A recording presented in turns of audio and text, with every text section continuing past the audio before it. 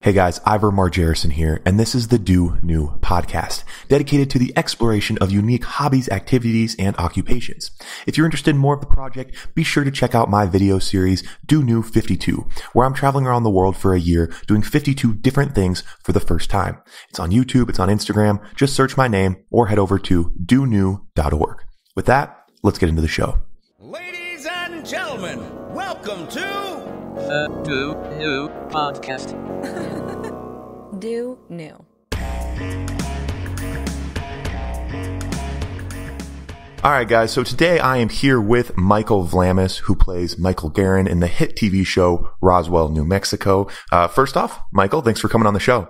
Thanks for having me, Ivor. What's up, guys? So before we get into your journey, your experience, the world, the life of an actor, can you give us just a quick rundown on like Roswell, your current show, your role in the show itself for people who maybe don't know anything about it? Yeah, definitely. So we just wrapped up our first season of Roswell, New Mexico, which is a new CW show, 13 episode first season, and it's based on Melinda Metz's book, Roswell High. And also there was a TV show, and I think it was on from like 99 to 02 with Katherine Heigl, Sherry Appleby.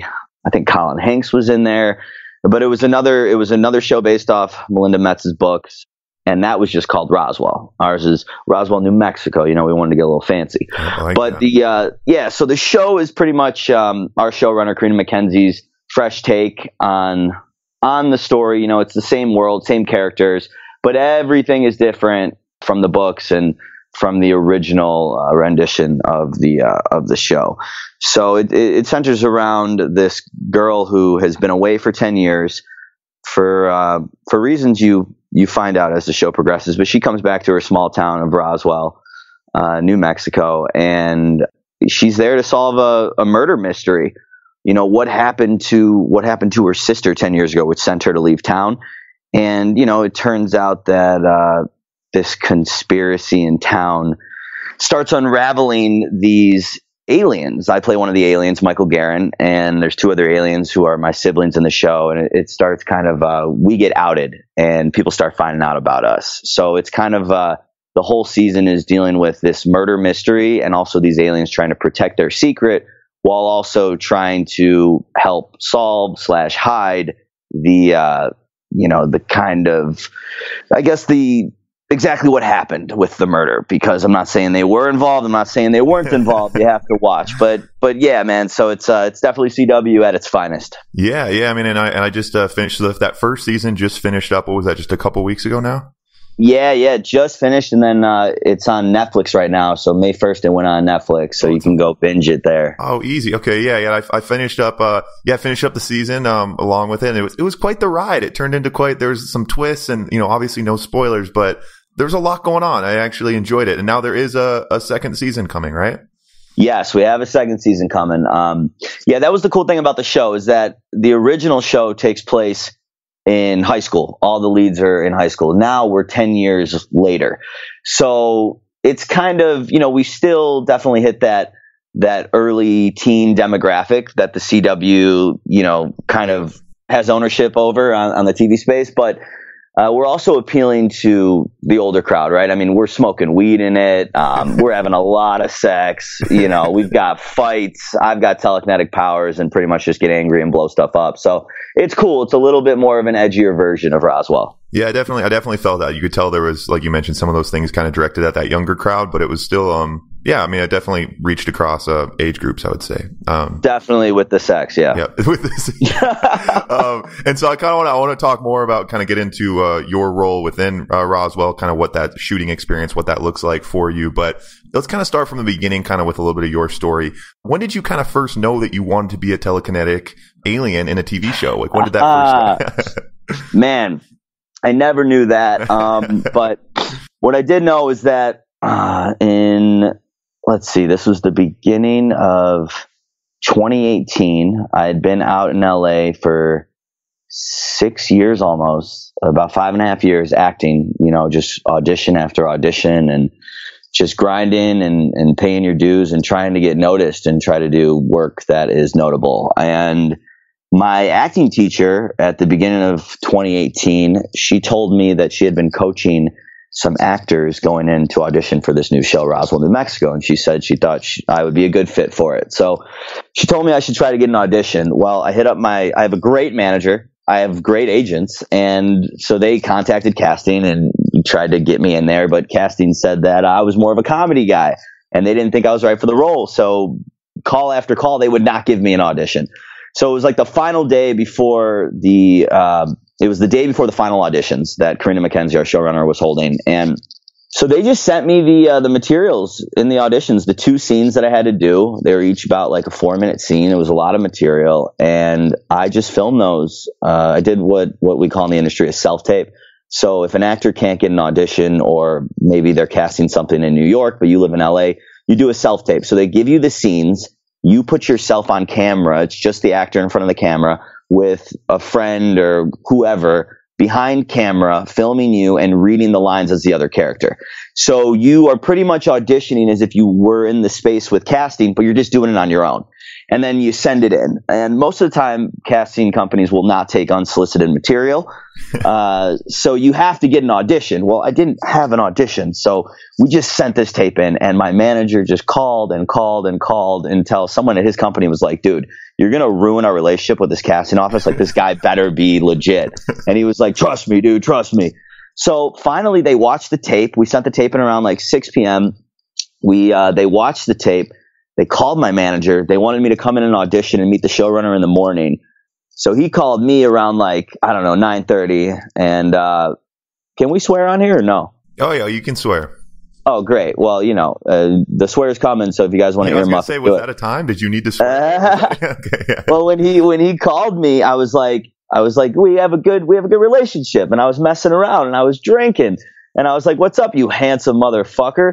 And he goes, are you drinking right now? And I was like, yeah. And he's like, I was out celebrating an indie movie I had just done. And he goes, well, go home. Roswell, they loved you. They want you to come in and audition tomorrow. So I was like, yeah, for sure. So normally I would go home. I lived a life where I've been very much in control of my life with, from diet to exercise to just work ethic to just how I treat people, whatever. I like to do things a certain way. And at this point in my life, I was kind of, I was a little down in the dumps, dude, coming off a breakup, and nothing really mattered in life. So I felt confident with myself as an actor, didn't care that I even had the audition, was just like, yeah, I mean, this is really cool, but whatever. I'm living my life for me. I'm not stressing over things as much anymore. So I stayed out till 4 a.m, got cheese fries at a diner down the street, actually Mel's Drive-In, which is featured on the opening of the Entourage TV show.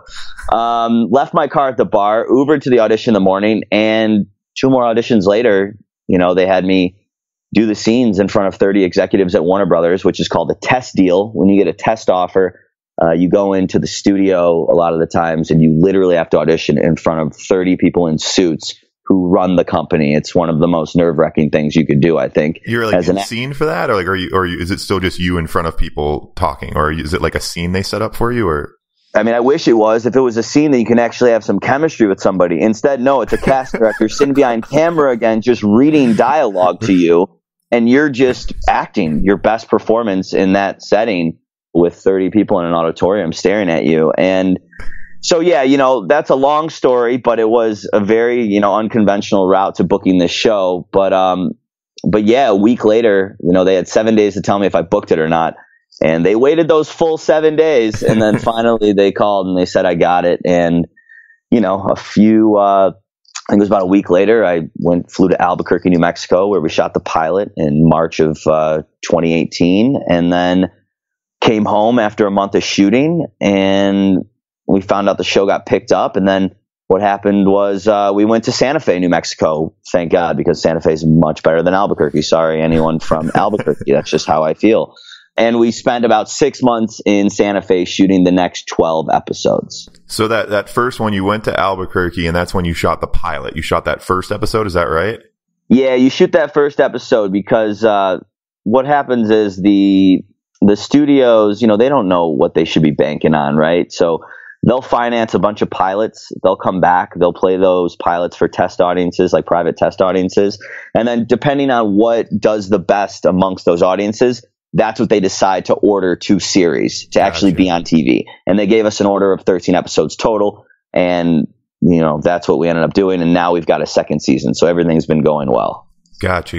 And so I want to hear kind of more about like getting when you got to Santa Fe to set up to shoot that next season. I think a lot of people are probably curious of what that looks like just for an actor day to day. But prior to that, real quick, you talked about those 5 years being in LA before this, random drunken night of cheesy fries where you picked up Roswell. And being out there for those 5 years, what did that look? I mean, when you first got out there, did you have connections? Did you know people or have a family member? Like, what's it look like when first starting out as an actor in LA?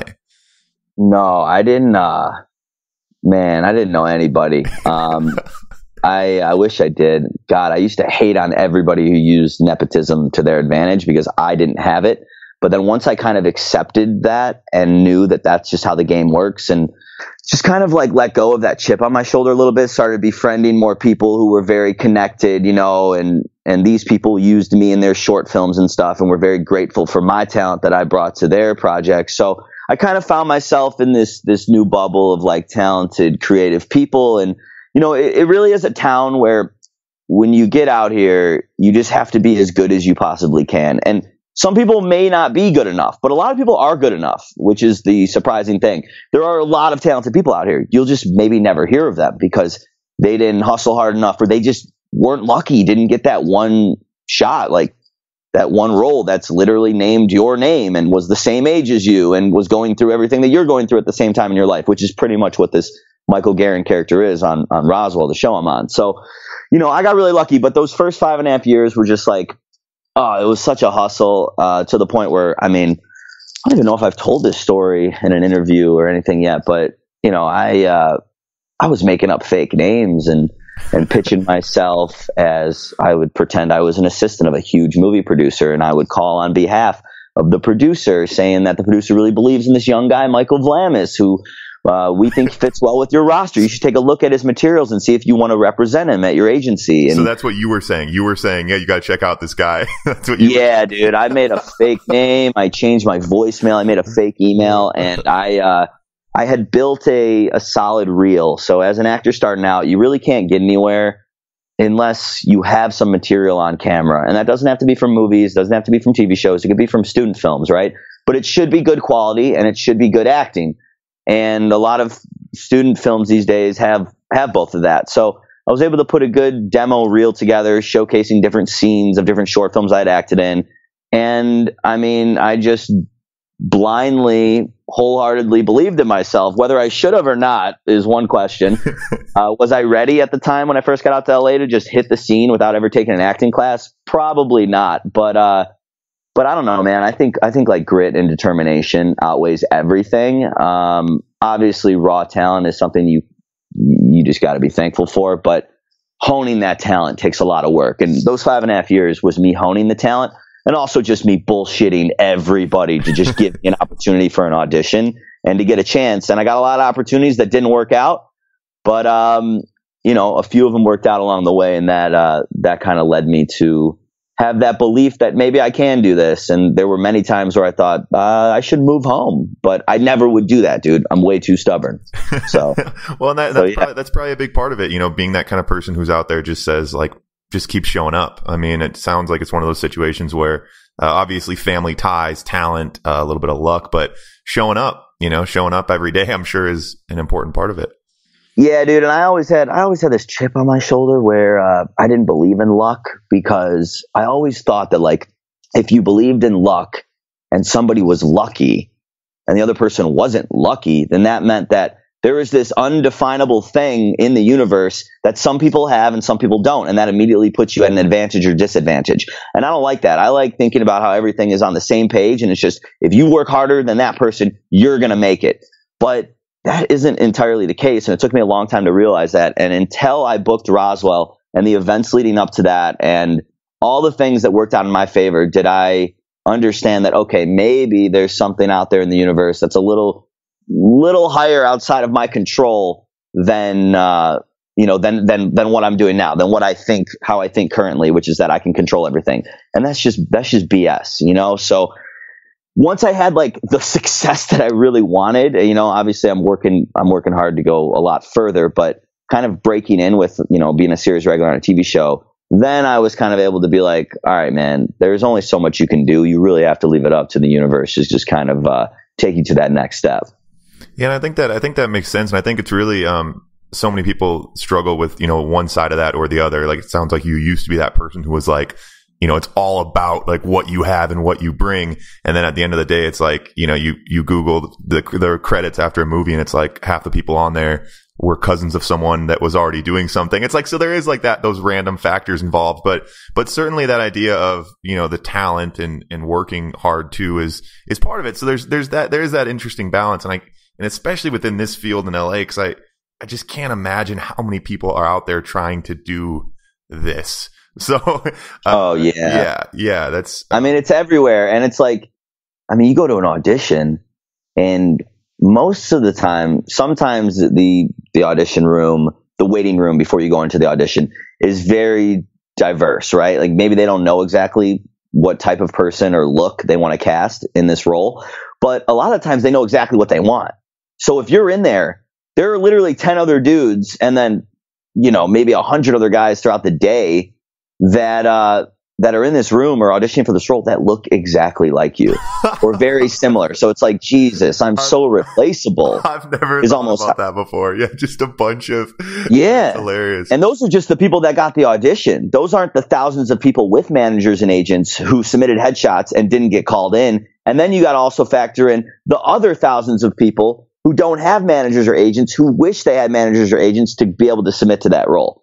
So it's very competitive out here. It's a very, very tough industry to break into. I kind of feel like it's on par with the sports world and being a professional athlete, because it does take a lot of talent, but it just takes the right moves, man. And making it in like the pros as a baseball player, going from like the farm league to, single A, double A, triple A, the majors. That's how it is out here. People have careers where they do guest stars their whole life and they never break in the big play. It's a journey.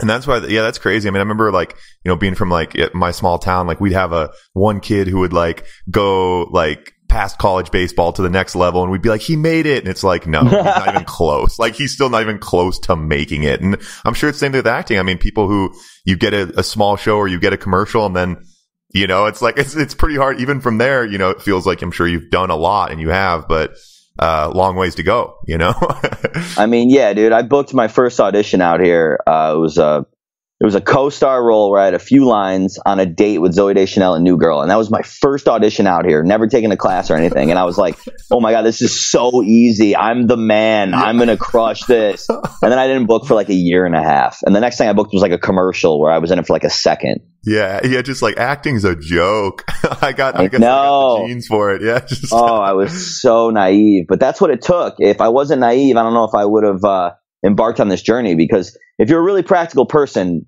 you have no business going for this because it doesn't make sense. and no, that certainly seems like the case. I'm glad that nothing possesses me to have to do it, because it sounds exhausting and a little bit soul beating down. But instead, you live in your van and travel the world, dude. That's not exhausting either. So, I'm curious. I know with some of the other projects you've worked on, that weren't acting specifically, some of the writing and other stuff you've done, were those projects ways to like get you ahead as an actor, or were you kind of considering that maybe writing or some of these other things were actually the avenue that you wanted to take?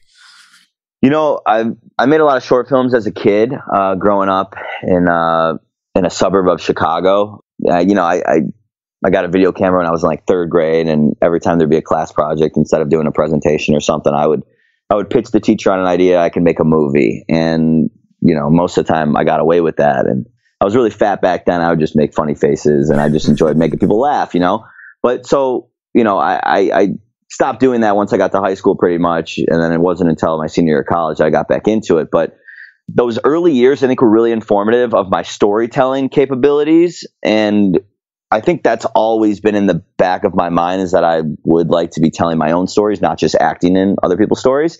So I mean, yeah, I always knew that I wanted to be doing more than just acting, I think. But at the same time, dude, like, to be honest, everything that I made on my come up, and that's from sketches to digital series to short films to a film I made through Snapchat that ended up winning Tribeca in 2016, like just randomly on a fluke. All that stuff was out of desperation to make it as an actor. Okay. It was like, I don't know what else to do. Like, no one's giving me opportunities. I can hardly get an audition. Like, what do I do? And it's just like, okay, I just gotta put my own money up, get some talented people together, and I got to write my own thing and go make it. And so it all stemmed from desperation. And a lot of the stuff I made never even saw the light of day. I haven't even released some of the thing that I'm most proud of, this 3-episode digital series, which you've actually seen, making it. Yeah. I've never released that. And I would really like to release that one day, but and I'm really, really proud of it. And it was a great way for when I met someone in LA and they said, what are you doing? I had that to send to them. And then it's like, oh, okay, this dude isn't just saying he's an actor like most people in this town are. This guy's putting his money where his mouth is, and he's going out and banking on himself.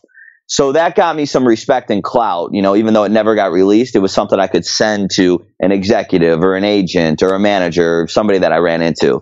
And then over time doing that, I realized that I do love it. I love the producing aspect of like putting people together, the right puzzle pieces to make something cool. I love writing. I've really enjoyed directing. I mean, yeah, but then, when you're first out here and you don't have a solid job like Roswell, you're a chicken with your head cut off doing everything.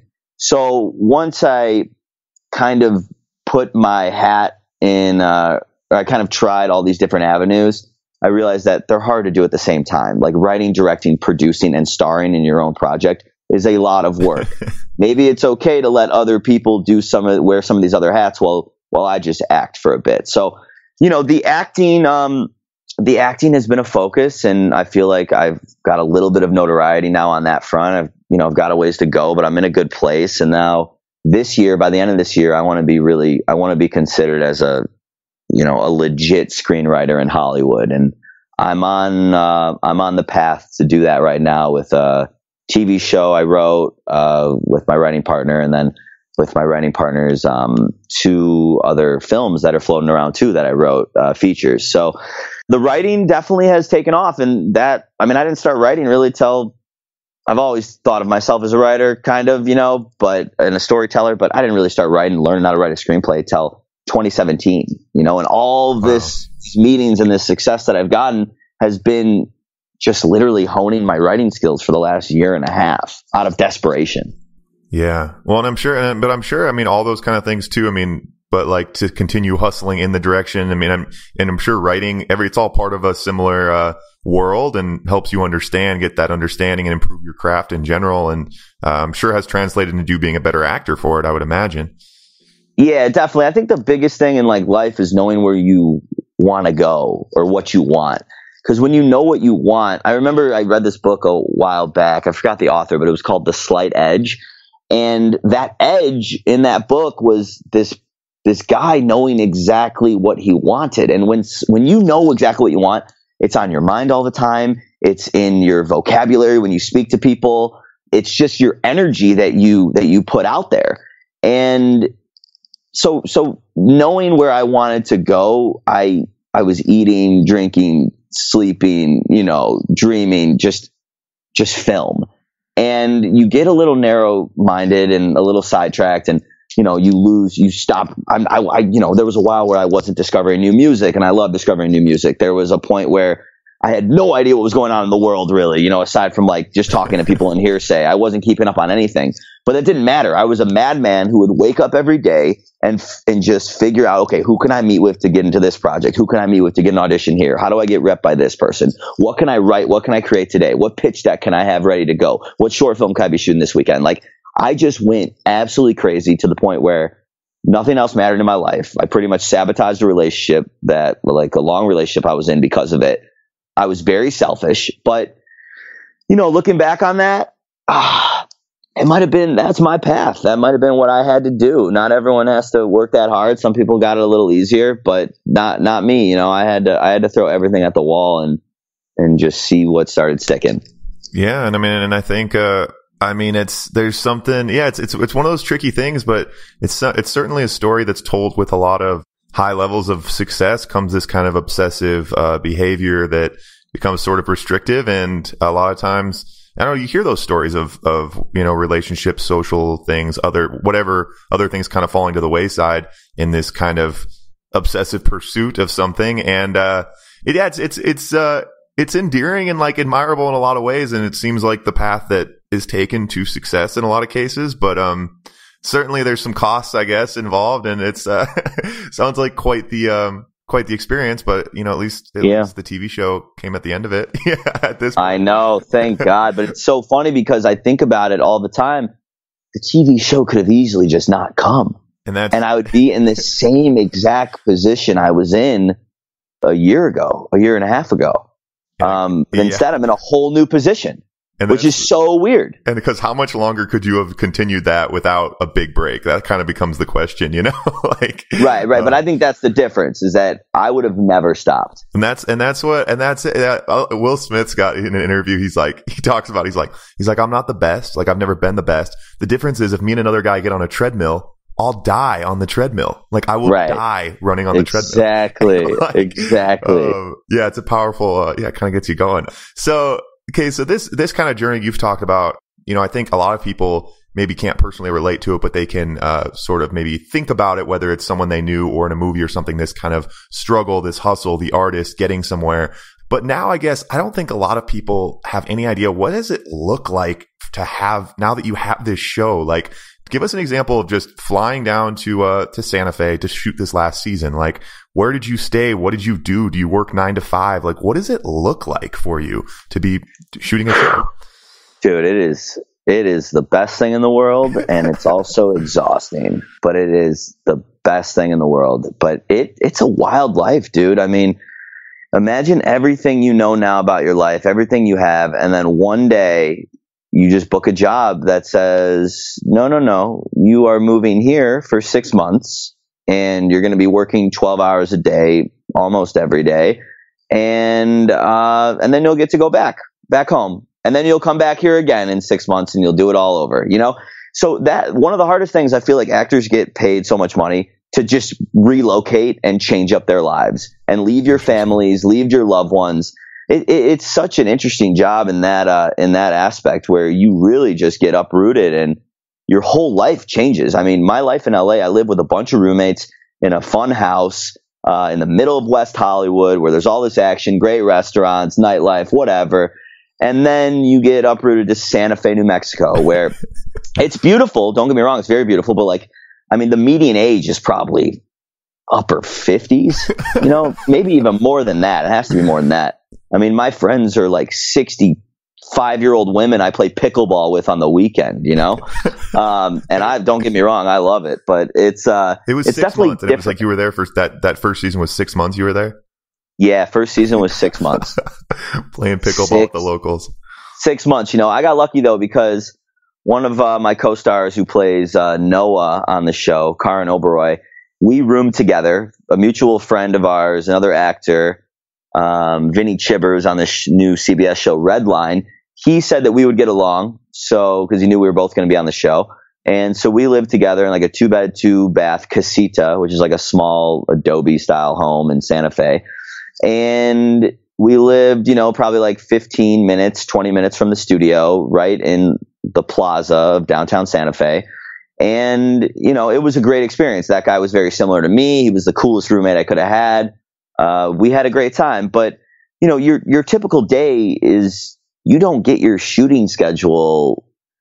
I mean, it's wild. Okay. So the way it works is you get the script, and then you do a table read with the script. So all the actors sit down, they read their parts. There's, our creative producer would sit there and read the action lines, which is pretty much the information that's happening in between lines, right? Like, so-and-so gets up and goes to sit down, and then all of a sudden it's like Michael's dialogue, and then I speak.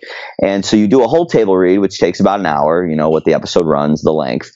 And the showrunner's there, producers are there, director's there, the director of photography's there. That's the person who sets up all the lighting and the camera shots and is in charge of that. So they can get an idea of how the episode flows. And so then once you do that table read, you pretty much go into shooting the episode the next day. Each like 46-page episode, they say about a page a minute in television and film, and with commercials, it's about a 45-minute runtime. Each episode shoots in 8 days. And then like on the 7th or 8th day, let's say you're shooting episode 2 or whatever, on the 7th or 8th day at lunchtime, at like our half hour, 45-minute to an hour break, you'll go do a table read. So you'll do a table read for the next episode. And if it's the 8th day and that's when you're doing the table read, you start shooting that next episode the next day. Wow. Yeah. So it's nonstop, but luckily you're not in every scene. So you do get breaks. But when you do work, a standard day on set is a 12-hour day. If you're in all the scenes shooting that day, you're on set for 12 hours really? Minimum. And is that common? So like, I mean, the top, the 3 main characters in a show, I mean, I'm sure they're all different, but is that common to be like, I mean, there's a few people that are in pretty much every scene, right? I mean, Janine Mason, the lead of our show, plays Liz Orteco. Yeah, she's in every scene. She was in everything. I mean, she's number 1 build on the show. She's in like every scene. I mean, she's just like, you're like carrying the weight, you have to, as that number 1 person too, you have to show up to work every day, like gung-ho, excited, sure. Just like amped with a good, kind of a good outlook on the day. And that kind of sets the tone for everyone else. So you have to be a leader. And, she really did that. And it was exhausting. I could see it getting to her towards the end. But only if you were like offset talking to her or something. When she was on set, that girl was on, but offset, she would just be so tired and you needed some breaks. I mean, it's very, a very stressful job, but it's a lot of fun because you're doing what you love. Yeah. The 12, I mean, yeah, I never really thought about that kind of, I mean, yeah, dude, I had a 16-hour day one time because I have to get there an hour early because in the first season I have a mangled hand, and that's an hour's worth of prosthetics on that hand every morning. And then it'd be another half hour to get that off after set every day. So that 12 hours plus like the hour and a half. And then when you're getting down to like, we had to wrap by mid-December of 2018 to be, that was our out point. That's when everybody was going to be heading home. So they had to finish shooting all 13 episodes. So there would be a time where, you're shooting episode 13, but there was a shot maybe because of a rain delay we didn't get in episode 8. Oh. And then maybe someone was sick, so we didn't get this certain scene in episode 2. So now we've got 3 or 4 different camera units on the studio lot in Santa Fe shooting a scene from episode 2, 13, episode 8. So you're working with 3 different directors on the day because it's a new director every episode because directors need prep time for each episode. And there's no way they could do all that prep going from one episode to the next. They need some off time. And you're bouncing around and you're running around and trying to get all this done. And at that point, the studio is paying overtime. So they just need to get it done. So you're making a lot of money, which is cool. You're getting that overtime money, but you might be shooting like 16 hours and then you have to be back on set 7 hours later. And then when you get home at that 16-hour mark, they might hit you that night saying, hey, we had to change scenes for tomorrow. The order, you're playing guitar in this scene and you're like, oh shit, I didn't even learn the chords. I'm not even that good at guitar. Now instead of getting this 7 hours of sleep before set, I got to stay up for another 3 hours learning this guitar song and then going to bed, showing up, doing the guitar song, acting all day and then going to bed. So, and that happened, that happened to me. So there's a lot of moments like that. For the most part, they protect us. We have SAG, which is the Screen Actors Guild, SAG-AFTRA. There's a lot of laws and whatnot protecting us and our time and our rights and our turnaround schedule from episode to episode of how much time we should get off before we report back to set. But, when push comes to shove at the end of the day, you want to make a good show and you want to be there for the team. And yes, you're getting paid that overtime money, but it also, it's a lot of work. But they would come up to us on set and they would ask us to be like, hey, so we need to push you. We need to shorten your turnaround because you're supposed to have like a 10-hour turnaround, I think, minimum as an actor. So if you finish at midnight or something, you have to have 10 hours in between before you come back to set. But if you don't, you get like an extra $1,000. And they would some actors, they've got a lot of money already and they've already been on shows and they were like, no, I'd rather get the sleep. Please figure out a way to bring me in later. Every time I was 100%, I'll get 5 hours of sleep. Just give me that money because I know what it's like to be broke, and I don't want to be broke again. Yeah. No, I'll take that money. Yeah, I can't. Yeah, it's funny, you know, when you're like a kid, you know, you hear people say like, "Oh, can you believe how much that basketball player makes? Like, he gets paid that much to shoot a basketball." And you kind of think it's crazy. And you hear the same thing with actors, you know, like what someone gets paid for a movie.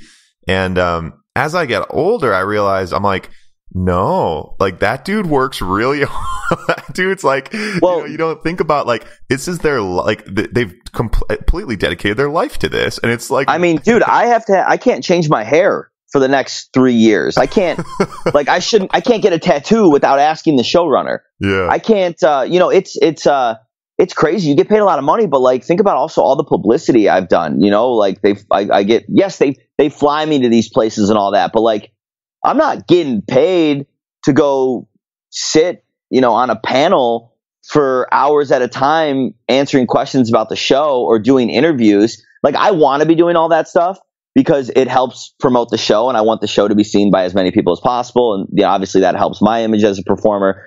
But at the same time, I mean, like, all that money you're getting paid, you are just walking and talking all the time. It's your a trade character, for your life. I mean, they're paying you for your everything. Like, I mean, you're basically getting exactly for everything you have. That's exactly it. That I'm a property of the CW, pretty much. Luckily, I can go do other movies and I can be writing my own shows and all that stuff. But you know, all that stuff too, I'm supposed to be talking to the showrunner and kind of like communicating with her what's going on. Yeah. I can't. Yeah, the hair and the tattoo stuff is funny, and that kind of one of the things you'd mentioned that I wanted to touch on, the hand. So you're, you know, in the season, anyone who's seen it, your hand's pretty mangled. Like, you have that you said it takes an hour to put that on. So every time you shoot, is that happening, or is it sometimes like, all right, just keep your hand in your pocket? Like, is there ever a scene where they like don't do that? Nah, every time. Every time, dude. Every time I went to set. Wow. Hundreds of times or whatever it was. Yeah, I got it. I don't know if it actually, what was I'm trying to think what the final in 6 months of work, how many days I actually was on set. I don't know. That'd be interesting to think about. But yeah, I mean, our makeup department was amazing. And the woman running our department, Blair Leonard, she had never really done prosthetics, weren't really her thing. So they flew in this guy, Steve Laporte, who did all the prosthetics on movies like Beetlejuice and all these huge movies. Wow. And this guy's the man. He came in, he did like a mold cast of my hand, taught them how to do it every day, or just showed them how to do it. They recorded it, and then every day she just did it. So what started as like literally an hour and 15 minutes the first time we did it came down to like 36 minutes by 6 months in. You know, so we got really good at it. Everyone's getting better. Everyone's self-improving on the set.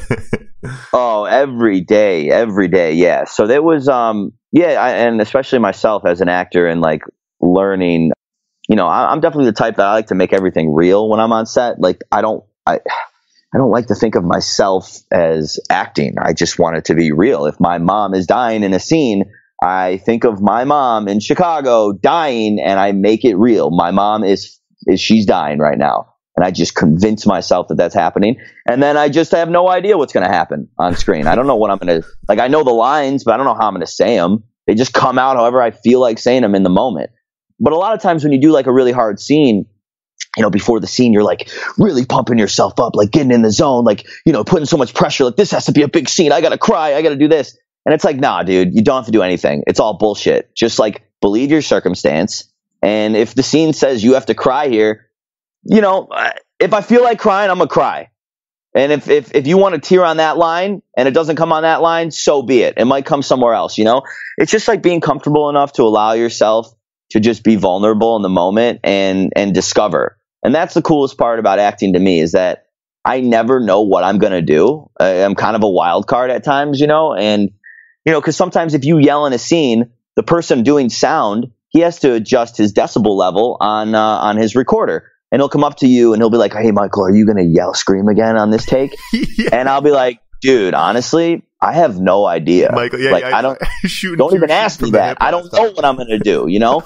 But that's what makes it exciting. And I'm sorry to our sound department for that, but that's what makes it exciting. But you just learn over time that just trust yourself. The talent is in there as long as you've done your preparation and know that if you're talking about the sky being blue, how do you feel about the sky being blue? Does that excite you? Does that calm you? Does that keep you Does that make you think of the galaxies? Whatever it is, whatever you're talking about, you have to have an opinion. And so pretty much, yeah. And an actor is just getting paid to express his opinions on screen, I feel like. But is that sort of that shoot from the hip, like do what you feel, like don't cry when X says cry on the script?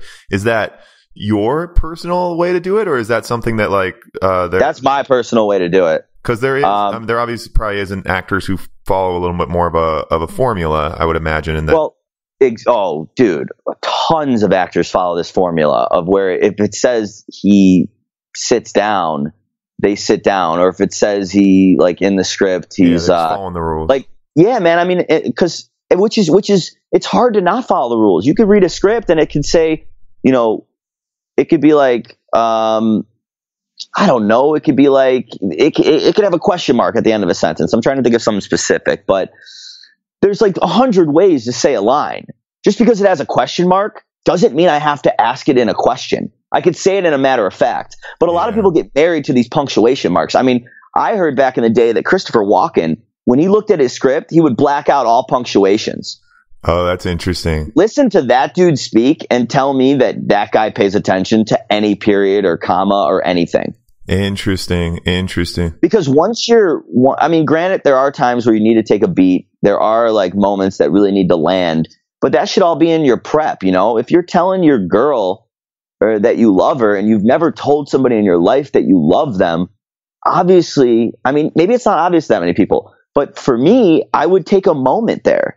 Like, I would be nervous. I would be scared of getting rejected. All that stuff plays. So I don't have to think about, there was a period there and in the script it said take a beat.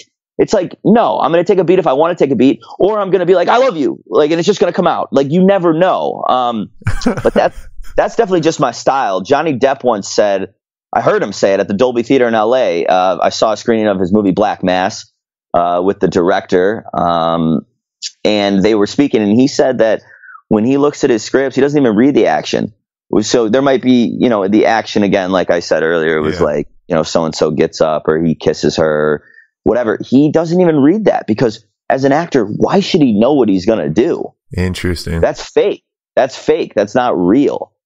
I don't want to know what I'm going to do. I want to feel compelled to kiss you. I want to feel compelled to yell at you. I want it to just be truthful. And once you have an idea of what you're going to do in a scene, there's no truth and honesty to it anymore because it's pre-planned.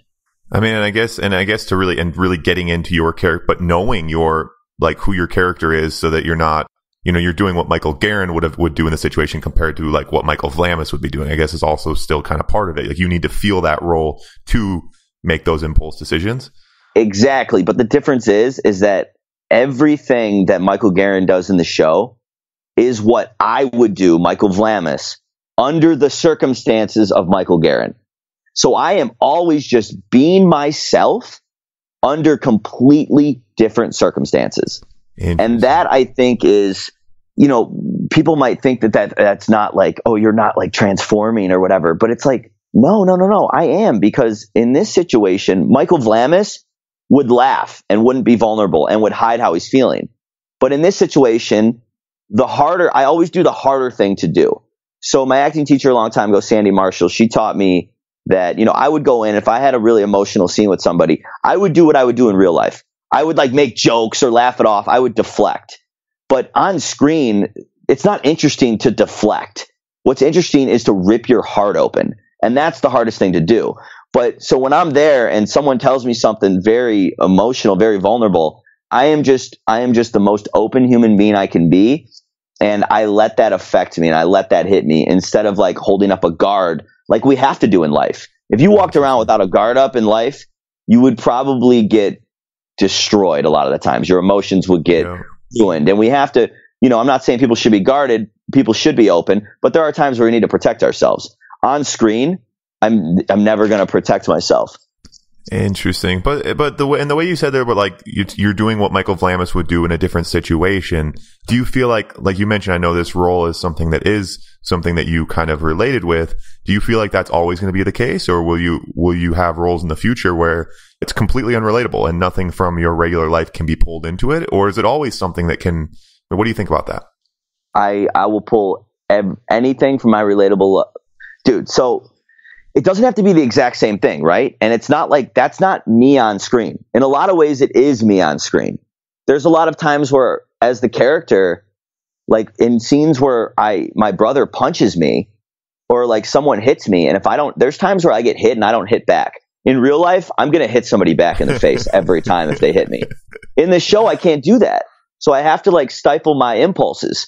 So it is what Michael Vlamis would do, but it's what Michael Vlamis would do if he was Michael Guerin. Okay. So it's always a character, but it is truthfully like who I am in that character. I'm never like, it's never some like fake stuff. But you know, going back to your question, let's see, I'm trying to think about this because so in the show, I want nothing more than like for my audition, it was a scene where I was talking about how of the 3 aliens that landed in the crash, I was the one. We all went into foster care. Nobody knew we were aliens. We just got found in a field, and you know, we got taken to foster care, and my siblings got they got adopted by a great family, and I got left there, and I went through the foster system, got abused as a kid, cigarette butts put out on me, and that's what Michael Guerin went through.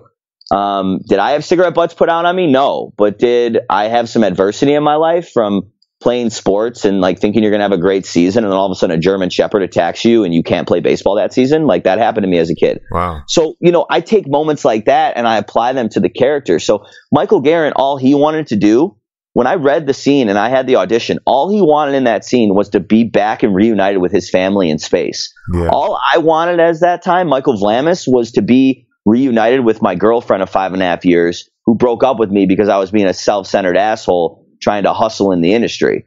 So when that happened, like I was broken. And Michael Guerin, when he got ripped from his family and his home, he was broken. So I just brought that truth in my life to this character. So everything I do, when people are like, what is your headspace? Like, how did you do this as Michael Guerin? Like, have I ever seen my mom die in front of me? Or, you know, and I don't want to give like spoilers away and stuff like that, but like, there's a lot of things in the show that I've never experienced in real life, but I've experienced something that's similar. And that's what I bring to the table. So to take those similar things and then kind of, you know, maybe even make them more extreme, obviously, or adapt them. Yeah. I mean, it makes sense. And I guess, but again, I guess like in this role, I mean, I guess, do you feel like any role that you are equipped to take, like you're going to be able to call and modify those past memories to invoke those feelings? Or is there like kind of a limit to that? Like, could you get in a situation where like you have no idea what this person would be doing or feeling, and like, I don't know, what would that look like then? I guess, what would you have to do? Well, oh man, I mean, dude, this might just be me being cocky, and I think that I'll always find a way in. And that might be a lot of research. I mean, I've auditioned for, you know, being an autistic person before, you know, or I played a Hollywood agent in a satire with David Arquette and a few other notable actors in like 2017, where, dude, I'm not this like overtly like, this guy was a sociopath in the short film, and obviously that's not who I am at all, but like I know agents like that, and so I was able to just like think about how they are, and it's like that person. Imagine if I was that person, how would I be? So it's always just like, how would I be as that person? Because if it's always you, it's always truthful. I like that. That like Matthew McConaughey in Dallas Buyers Club, he won the freaking Oscar for it. You know, he's still Matthew McConaughey. He's just now a guy who has AIDS and is struggling with something that Matthew McConaughey will hopefully never have to struggle with. But if Matthew McConaughey was in that role, what would that look like? And then there are guys like Daniel Day-Lewis, right, who plays Lincoln and things like that. I haven't done something like that. I am terrified to do something like that, but very excited to do something like that, right? Like I like doing things that scare me, but you know, I don't know, dude. That's a whole nother thing. That takes studying. That takes, you know, learning new mannerisms, a new way of speaking. That is a totally different form of acting, in my opinion. And that's something that I haven't done yet.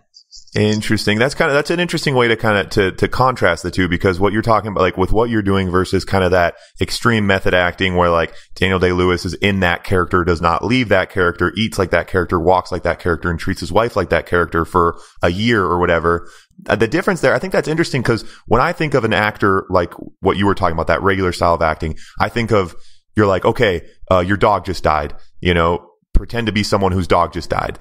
And it's really more of like, think of your dog die. I guess like putting yourself in the role. But it's think of your dog. So, I've had a couple dogs die, right? So in that scene, I know exactly how I would feel, but okay, let's say Michael Guerin, how would Michael Guerin feel? Right. And so here's the difference. What was my relationship as Michael Vlamis with that dog? What's Michael Guerin's? Did that dog drag him out of a burning building one time? Then all of a sudden that changes your response. It might be even darker. Did you hate that dog secretly deep down? Did that dog so it's like, okay, how would I feel? But now I know how I would feel. How would this person feel in addition to that feeling? Yeah. It really, I've never really thought about, I haven't spent a lot of time in the space of acting, so I've never thought about it, but I guess it does. It makes sense, but yeah, it's so much more complicated than just, I don't know, like anything, I guess that's, that, invokes a high level part.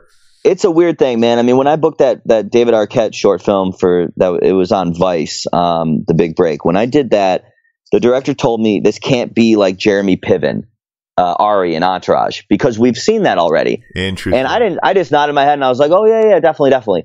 Really inside, my ego and cockiness was like, of course it won't be Jeremy Piven. I'm not Jeremy Piven.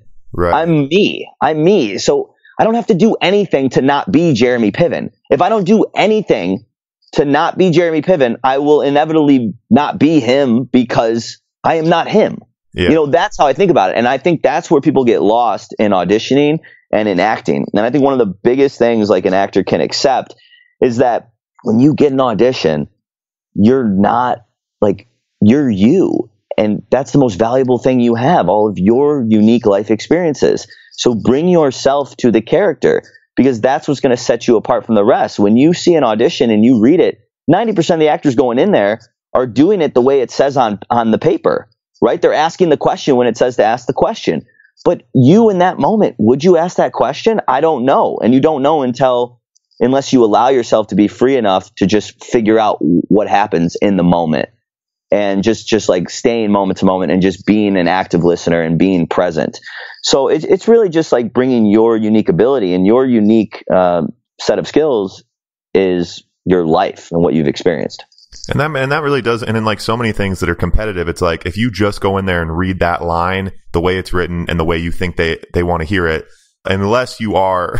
And then you're just relying on like your good looks or like the sound of your voice or something. You're doing it the way everyone else is going to do it. So I guess that idea of kind of bringing that uniqueness to it. And I've heard you mention that before with like when a script is given to you, you don't really know what they're looking for. And in some cases, they might not really know what they're looking for. Right. I mean, feel like most of the time they never know until they see it.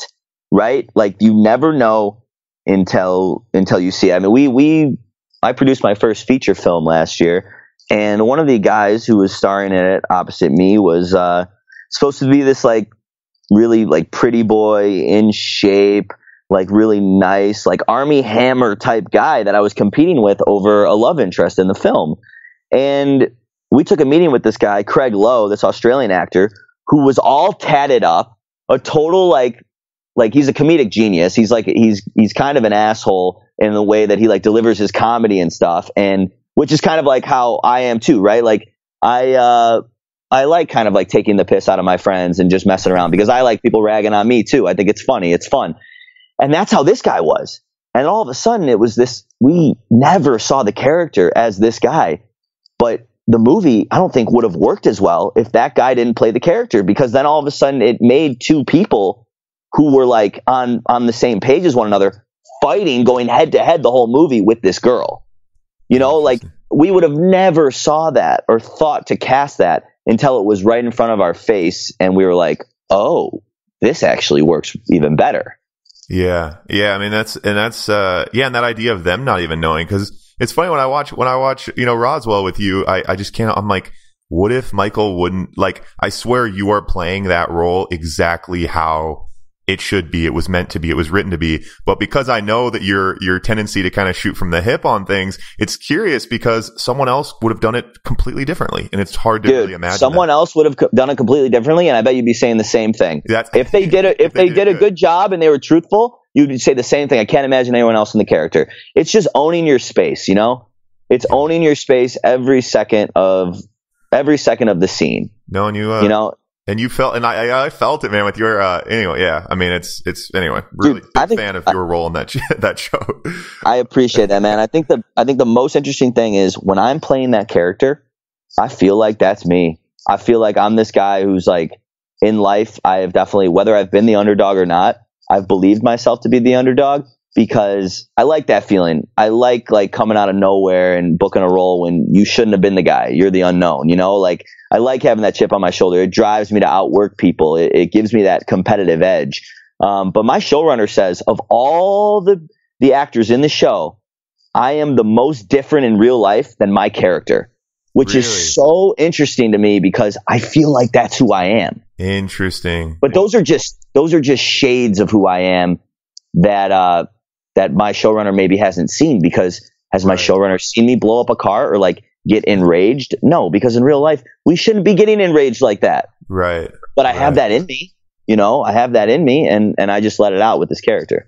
Yeah, it's interesting to be pulling those, you know, those minute parts from your life and then exemplifying them and kind of blowing them up and then using them on screen. Yeah, I mean, it feels, you know, it definitely feels real. And kind of within that, you know, we'll kind of wrap things up. I know Scott, but I kind of, just because it's such a hot topic for you within your show, your relationships. What did that kind of look like? You play a bisexual alien. It's not really much of a spoiler at this point, but right. What did that kind of look like for you? I mean, obviously, there's just so many people who have so many questions about that I got to bring it up and kind of hear some of your thoughts on it. Yeah, definitely, man. I mean, I had never kissed a dude before. I think I pecked my buddy John McKay, another comedian out here, in like a Funny or Die video back in like 2013 or something. That was your only practice, huh? That was my only practice, dude. But otherwise, I had never made out with a dude. But, you know, I just thought of it as a love story. And when I sat down and I met with Tyler Blackburn for the first time, I saw that this guy was committed. He's not some weirdo. He's a great actor who's very committed and, you know, there's more to be said for our relationship than just the relationship. And what's being said is that love can be accepted in any capacity. It doesn't have to be man and woman, man and man, woman and woman. Like, love is just love. So if I love this person that I would never romantically love in real life, sorry, Tyler Blackburn, just because I'm not sexually attracted to men. But if I were sexually attracted to men, what does that look like? And I'm not. So when I look at Tyler Blackburn, I remember in the pilot, he's like bending over in a scene, like fixing his pant leg in one of the scenes when I walk in. I'm looking at that dude's ass and I'm thinking of the nicest ass I've ever seen on a woman. And I'm falling in love with that ass. When I look at those lips, you know, the guy's got nice lips. I literally just try to find the truth in everything. I look at his lips and those are gorgeous lips. And that doesn't make me a homosexual for thinking that, but it just makes me honest, you know, like a man, no matter how, like, men can be attracted to other men without wanting to sleep with them. I wholeheartedly believe that, you know, like you can even think a guy is just super funny. You always want to have him around, or his knowledge for sports, you know, you're attracted to something about that person, and attractive doesn't mean I want to have sex with that person. Right. So I found these just like really real, you know, truthful, I guess, qualities of Tyler Blackburn that I like tricked myself into falling in love with when the camera rolls. Does that mean I can't feel his scruff when I'm kissing him, and I don't want that because I don't like scruff rubbing up on me when I'm kissing? I don't know how you women do it, or men, you know, whatever your preference is. But dude, no. So you know, there's always there's a learning curve and whatnot. But at the end of the day, dude, I just looked at it as another relationship. I kissed him the same way I would kiss any woman in my life, and I think that's why it resonates so well with people, because I'm very passionate when it comes to romance and women and the women in my life. So that's what I brought to the screen, and Tyler Blackburn's the same way. Yeah, no, and that's really what I mean, real, the word you use there, making it real, because that's obviously what it looks like and feels like for, I mean, everyone. And dude, we had to make it real, man, because we knew this meant a lot to people, and the response I've gotten, I mean, I can't tell you how many direct messages on Instagram I've gotten from random fans saying that our performances in the show made them comfortable to come out to their family. Wow.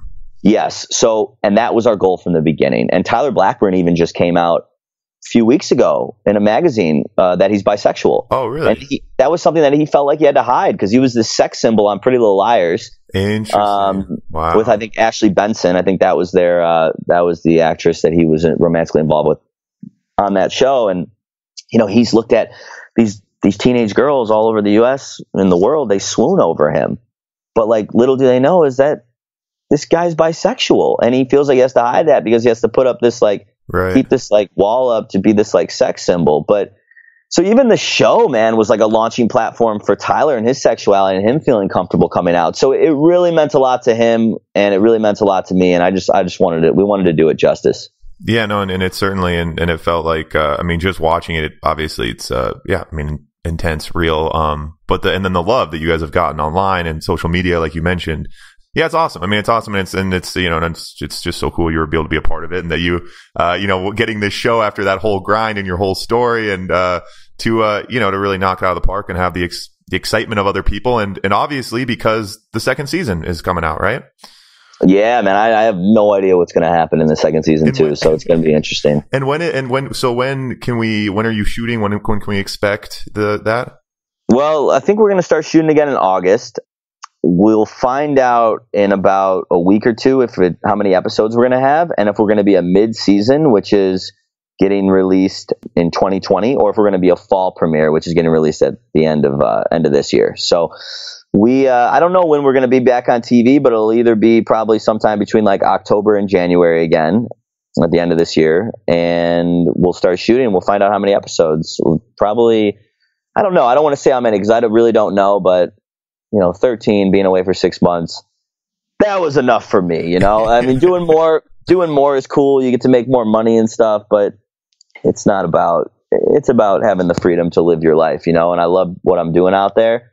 But yeah, man, it's about being honest to the storytelling. And sometimes with 22 episodes, you're just like, all right, what do we do this episode? But when it's 13 episodes or 16 episodes, more into each one, and yeah, it's a little bit more focused at times. But some shows they could just go on for days and never get boring, And I think hopefully that's what our show is. So no matter the episodes, I know we're going to be good, but I wouldn't mind 13 episodes again.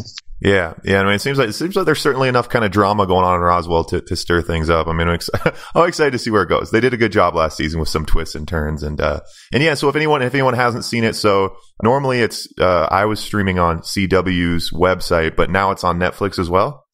Yes, which is better because the CW website has a ton of ads, but Netflix you could just binge it. Yeah, that's what it's all about. And so the one question that we didn't get into, and I think we touched on it so much with kind of talking about your methods and things like that, but what would you say to someone who's maybe Midwest or somewhere else, not in LA, who's got this idea to come out and become an actor? Like, what would be some little tips and tricks that you wish someone would have told you, or that you might tell them? Oh man, well, I think first of all, something that nobody told me growing up, because I didn't know anybody in the industry, is that it's possible. It's very possible. You got to be honest with yourself, though.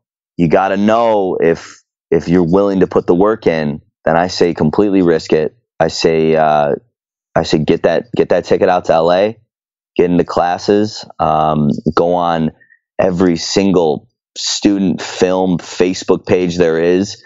Like Chapman University, where I went, they had a Chapman Film Connection Facebook group where people posted auditions for short films, and I would message every single person on there talking about like how I would love to come in an audition, how excited I was about it, just so I can get an audition. And build that reel. Don't be afraid to break some rules. Don't hurt anybody, but don't be afraid to call on your own behalf, pretending to be somebody else to an agency and say, hey, you got to look at this guy or this girl, because if you believe in yourself, you're going to do stuff like that. So it's believe in yourself, know that it's possible, and put the work in. Become a great actor, because even if you have all the hustle and the drive and everything, if you're not super talented, you might get that one shot. A lot of people pop on a TV show or movie, but they don't go on to do that much, and this is a career about longevity, and it's a long, hard, arduous career. So you got to be willing to put the work in. You got to be really good, but you got to know that it is possible and that you can do it. That's the cool thing about acting. There's a role for everybody. I mean, look at freaking Peter Dinklage on Game of Thrones, dude. How many Emmys does that guy have now? Like, what a beast, dude. What a beast. Yep. To just know that he was worth it. He was good enough, and he fully went for it in a world where, I guarantee he felt like an outcast every day of his life, and now he is just on cloud nine. Yeah, no, I know, yeah, it's every time I see him, but yeah, and I guess it goes back, like you said, do bring your uniqueness, bring what you are to the table with those lines and what you're doing, and, keep showing up, working hard, and to find a place for yourself, I guess, or make a place for yourself. Yeah, exactly. Make a place. If there's no door, build a door, or just bust through the wall. Just start kicking walls down. Kick your walls in. Okay, all right, man. Well, that was awesome. I think we got into a lot of good stuff today. It was really interesting. Again, for those of you who haven't seen the show, Roswell, New Mexico, it's on Netflix. Check it out. Michael, again, thanks for coming on the show, man. Ivor, thanks, man. I appreciate you having me.